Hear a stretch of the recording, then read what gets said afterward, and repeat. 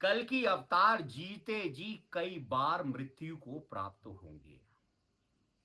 अब आप सोच रहे होंगे कि ये क्या बोल रहा है। असल में हमारे संत रविदास जी ये बात को लिख कर गए हैं कि वो जीते जी कई बार मरेगा। तो आज हम इस पर बात करने वाले हैं। संत रविदास भविष्यवाणी लिखकर गए हैं और वो इतनी लंबी भविष्यवाणी लिखकर गए हैं कि जब अवतार आएगा वो क्या क्या करेगा, दुनिया में क्या क्या होगा, वो सब बता कर गए हैं। लेकिन हम केवल उनकी भविष्यवाणी से कल्कि की पहचान को डिकोड करेंगे कि कल्कि अवतार कैसे होंगे। आज आपको कल्कि का असली स्वरूप बता दूंगा कि कल्कि अवतार कहीं आपके आसपास में ही तो घूम नहीं रहे। तो स्टार्ट करते हैं। सबसे पहले अगर आप अभी गूगल करेंगे संत रविदास भविष्यवाणी तो आपको यह भविष्यवाणी मिल जाएगी। इसकी हम शुरू की 6 लाइनें पढ़ेंगे क्योंकि शुरू की 6 लाइनों में कल्कि अवतार की पूरी पहचान दी है, पर इसको बड़ी बारीकी से समझना होगा। तो स्टार्ट करते हैं। भारत में अवतारी होगा, यानी वो जो कल्कि अवतार होगा वो भारत के अंदर होगा। तो आपको पता ही है, धर्मशास्त्रों में भी लिखा है। आगे आ जाते हैं। जो अति विस्मयकारी होगा, यानी जो बहुत ही अद्भुत प्रकार का ज्ञानी होगा, वो पल भर में सांसारिक ज्ञान इतना जानता होगा, पल भर में वो आध्यात्मिक ज्ञान में घुस जाएगा। मतलब आप ऐसा समझिए, विस्मयकारी का मतलब यह है कि लोग उसे देखकर कह ही नहीं पाएंगे कि इसके अंदर से अध्यात्म की बातें निकलने वाली हैं। मान लीजिए कहीं चश्मा लगाकर, कानों में कुंडल डालकर और बड़े फैशनेबल बनकर कल की अवतार खड़ा है, और लोग कह रहे हैं कैसा आजकल का बिगड़ैल जनरेशन का लड़का खड़ा है, और तुरंत ही उसके मुंह से आध्यात्मिक ज्ञान निकल रहा है। तो ये हुआ अति विस्मयकारी। आगे देख लेते हैं। आगे कह रहे हैं ज्ञानी और विज्ञानी होगा। अब ये लाइन तो एक लिखी है लेकिन इसमें सारा रहस्य छिपा है। ज्ञानी और विज्ञानी होगा, यानी वो ज्ञानी भी होगा, आध्यात्मिक तो होगा, लेकिन विज्ञानी भी होगा, लेकिन आध्यात्म को विज्ञान से मिलाकर देखेगा। जो बात विज्ञान में नहीं है और अध्यात्म में है वो उसको फेल कर देगा, और जो बात अध्यात्म में और विज्ञान में नहीं है वो उसको फेल कर देगा। यानी वो प्रैक्टिकल ज्ञान पर भरोसा रखता होगा, चाहे ईश्वर स्वयं उसके सामने क्यों ना आ जाए, लेकिन वो अपने प्रैक्टिकल ज्ञान को ही मानेगा। जैसे आज कितनी तरह की प्रथाएं और प्रथा चल रही हैं, कल की बिल्कुल ऐसे नहीं होंगे इन प्रथाओं का समर्थन करने वाले। जैसे कबीर थे प्रैक्टिकल ज्ञान रखने वाले, हर चीज को प्रैक्टिकली बताते थे, तो ऐसे ही कल्कि भी होंगे। तो ज्ञानी और विज्ञानी होगा, यानी ज्ञान और विज्ञान दोनों को साथ लेकर चलेगा। यानी आजकल की पढ़ाई लिखाई को वो ये नहीं कहेगा आजकल की पढ़ाई लिखाई तो बुरी है, जैसे आजकल के लोग कहते हैं कि आजकल की पढ़ाई लिखाई में कुछ नहीं रखा, आजकल की पढ़ाई लिखाई तो बेकार है, आजकल के बच्चे बेकार हैं। तो ज्ञानी और विज्ञानी होगा। अब कह रहे हैं वो अद्भुत सेनानी होगा। अब अद्भुत सेनानी से यह मतलब नहीं है कि वो बॉर्डर पर बंदूक लेकर खड़ा है। अद्भुत सेनानी का मतलब यह है कि वो एक अल्टीमेट वॉरियर होगा, यानी वो बचपन से ही ऐसा होगा कि जो बल और बुद्धि दोनों में बराबर होगा। उसकी बुद्धि भी बहुत तेज होगी और उसका शरीर भी बिल्कुल मृत्यु को जीतने वाला होगा, यानी बिल्कुल वज्र जैसा शरीर होगा। अगर आपको एक छोटे से एग्जांपल से बताऊं तो कल की अवतार, मैंने आपको जैसे बताया, कल की ना तो ज्यादा बूढ़े होंगे और ना ज्यादा जवान होंगे। कल की आज की जनरेशन के ही कोई लड़का है, आप ये समझ लीजिए। मान लीजिए वो स्कूल में पढ़ता है, तो वो अद्भुत सेनानी क्यों बोला है कि वो कभी भी गरीब पर अत्याचार होता नहीं देखेगा। मान लीजिए स्कूल में पढ़ रहा है तो अपने दोस्तों की मदद करेगा, कोई उनके दोस्तों से झगड़ा कर रहा है तो उनको सबको साइड, मतलब हर चीज में आगे कदम रखने वाला होगा, हर दुविधा में हर परेशानी में सबके साथ खड़े रहने वाला होगा। अद्भुत सेनानी इसलिए बोला है। और अद्भुत सेनानी इसलिए भी बोल रहा है कि पूरे घर पर बैठे बैठे वो पूरी दुनिया में चेंज करेगा। घर पर बैठे बैठे जब चाहे महाप्रलय ला देगा, घर पर बैठे बैठे जब चाहे महाप्रलय को रोक देगा। ये होता अद्भुत सेनानी। अब वो कह रहे हैं जीते जी कई बार मरेगा। अब इस पर लोग सोच लेते हैं कि जीते जी कई बार मरने का मतलब है कि भैया मृत्यु को प्राप्त हो जाएगा। ऐसा नहीं।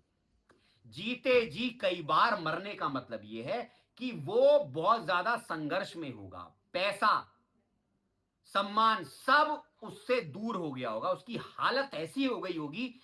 आज आप देखिए गरीबी तोड़ देती है वो रिश्ता जो खास होता है, चार यार बनते हैं जब पैसा पास होता है। आज आपके पास पैसा आ जाए तो दुनिया आपके चरणों में है, लेकिन आपके पास पैसा नहीं तो आपको कोई पूछने वाला नहीं।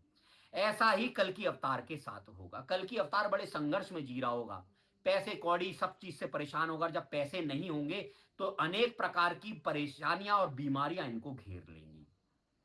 तो कह रहे हैं जीते जी कई बार मरेगा, यानी वो ऐसा जीवन जिएगा जो मरे हुए के समान ही होगा। आज अगर आपका वक्त सही नहीं चल रहा है तो हम कह नहीं देते हैं कि यार हम तो जीते जी मर ही रहे हैं।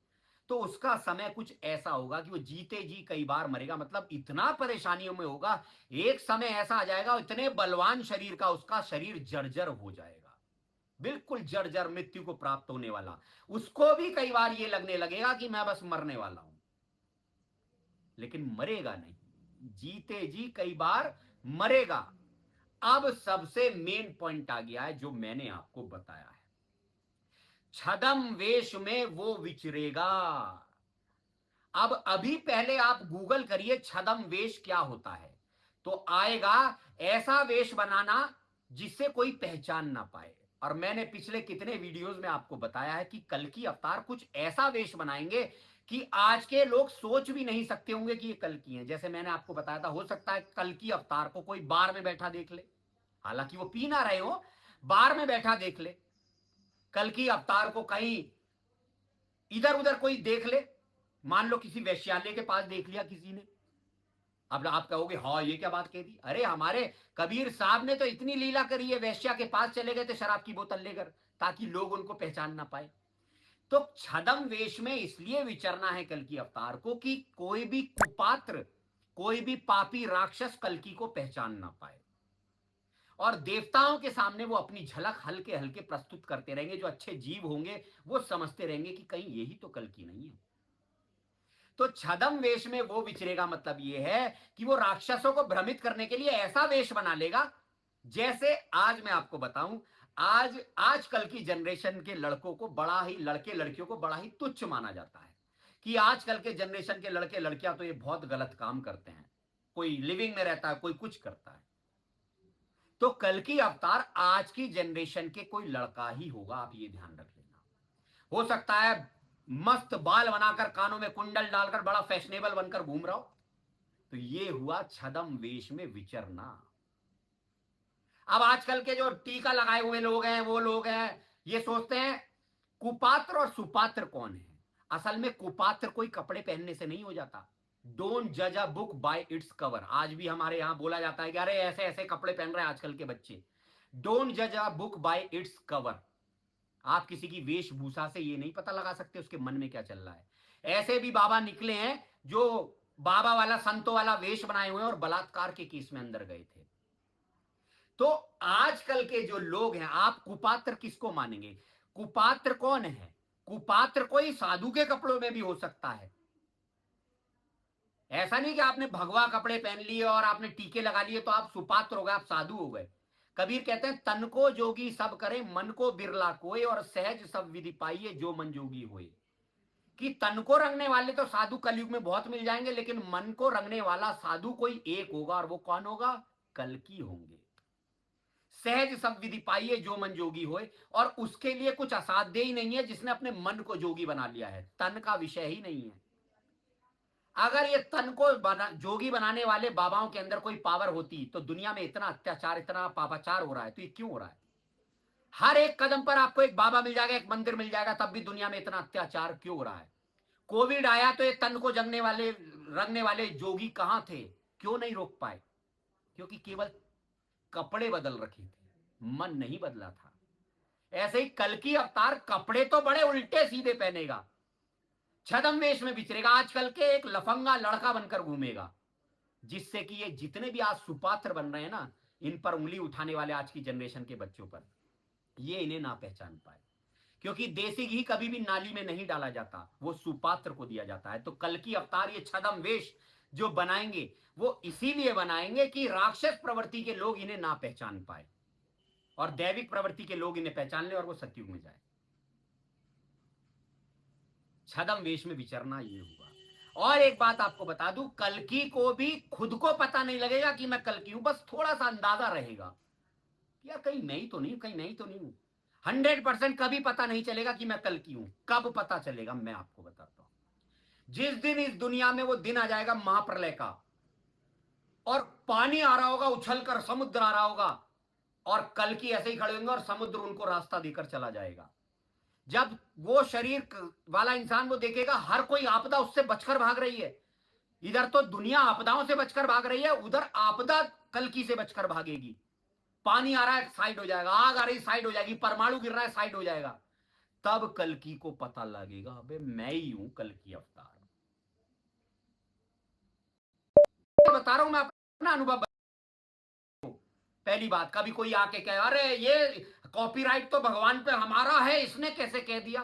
क्योंकि आजकल तो ये भी बोला जाता है भैया कथा करने का अधिकार इस पे भी बड़ा बवाल हुआ, केवल ब्राह्मणों को है। और एक आपका मैं डाउट क्लियर कर देता हूं, कल की अवतार ब्राह्मण नहीं होंगे। अवतार हमेशा क्षत्रिय ही हुआ है। राम क्षत्रिय थे, कृष्ण क्षत्रिय थे, कल की भी क्षत्रिय होंगे। ब्रह्म विद्या जानने के कारण उनको ब्राह्मण बोला जाएगा। ब्राह्मण ये नहीं कि कोई घर ब्राह्मण घर में पैदा हो गया या फिर माला पहन ली तो वो ब्राह्मण हो गया। ब्रह्म विद्या जो जानता है उसे ब्राह्मण बोला जाता है। तो कल की ब्रह्म विद्या जानते होंगे इसलिए इनको ब्राह्मण बोला गया है। आप कुछ कहेंगे अरे भैया हमारे परशुराम अवतार भी तो है ब्राह्मण। त्रेता युग में कितने लोग परशुराम को जानते हैं और कितने राम जी को जानते हैं, मुझे आप बता दीजिए। मेन काम तो राम जी का ही था। तो कल की क्षत्रिय होंगे, क्योंकि क्या कह रहा है, अद्भुत सेनानी होगा। सेनानी मतलब वॉरियर। और वॉरियर कौन होता है, रक्षा कौन करता है, क्षत्रिय करता है। दम किसके अंदर होता है, क्षत्रिय के अंदर होता है। तो बोला है ब्राह्मण भी वही होंगे, क्षत्रिय भी वही होंगे, यानी बल और बुद्धि दोनों में निपुण। बुद्धि ब्राह्मण और बल क्षत्रिय। तो उनकी बुद्धि भी बहुत तेज होगी, उनका शरीर भी बिल्कुल मृत्यु को जीतने वाला होगा, ऐसा शरीर बलवान होगा उनका। तो ये तो हो गई इतनी बात, आगे देख लेते हैं। गर्मी बहुत हो रही है, पसीना आ गया भाइयों, पंखा चला नहीं सकता, आवाज कटेगी। फिर आगे कह रहे हैं, हाँ जीते जी कई बार मिलेगा, छदम वेश में वो विचरेगा। आगे ये बता रहे देश बचाने के लिए होगा आह्वान, युग परिवर्तन के लिए चले प्रबल तूफान। नीचे पूरी भविष्यवाणी दिया, आप गूगल पर पढ़ सकते हैं। ये भविष्यवाणी केवल हम इतनी ही पढ़ेंगे क्योंकि हमें केवल कल्कि भगवान की आइडेंटिटी को पहचानना है। अब मैंने आपको बताया जीते जी कई बार मरेगा, यानी इतना संघर्ष कल्कि भगवान के साथ चलेगा कि इनका शरीर बिल्कुल जर्जर हो जाएगा, कई बार मृत्यु को प्राप्त होने की वाला हो जाएगा। इनको भी लगेगा कि शायद अब मेरी मृत्यु हो जाएगी, लेकिन मार नहीं पाएंगे राक्षस। समझ रहे हैं आप बात को? तो अब कल की अवतार का ये समय है जर्जर व्यवस्था का, लेकिन अब कल की अवतार का ऐसा समय आने वाला है कि ये जर्जर अवस्था वैसी ही बन जाएगी जैसे कल्कि का पहला शरीर था। बिल्कुल वैसा शरीर हो जाएगा, क्योंकि अब कल्कि की परीक्षा खत्म हो गई। अब कल्कि को इतना संपन्न करा जाएगा, धन वैभव संपत्ति सम्मान सबसे,